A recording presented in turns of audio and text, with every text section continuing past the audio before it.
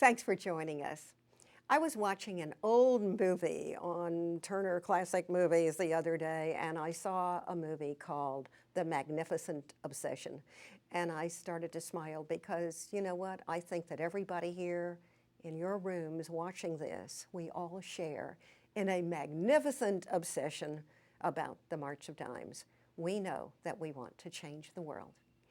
As you know, there are three different but interrelated discussion segments in this series.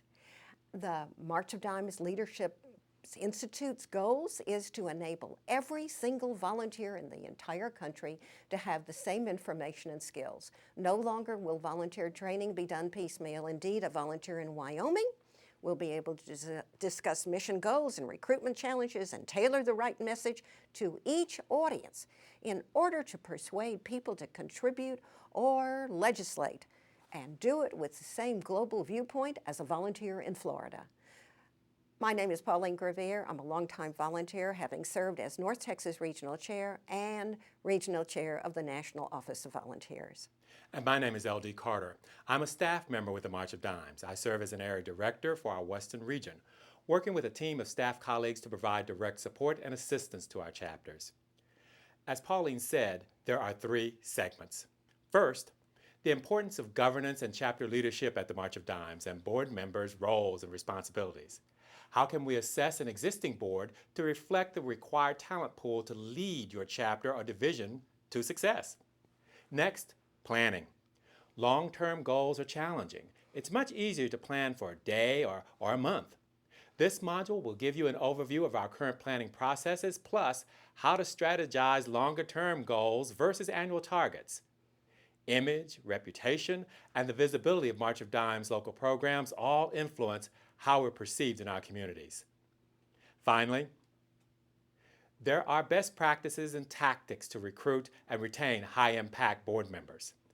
The way we organize and facilitate the work of our volunteer leaders is absolutely essential to our overall success. Today's session addresses the importance of chapter planning. What we hope to do in this module is to give an overview of our current planning process, and then we'll focus on the tools with which to strategize longer-term goals versus annual targets.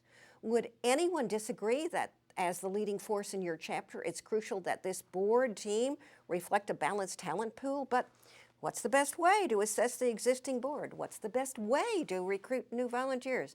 And what are some of the best practices other groups use? And what works well for us right now? We need to communicate.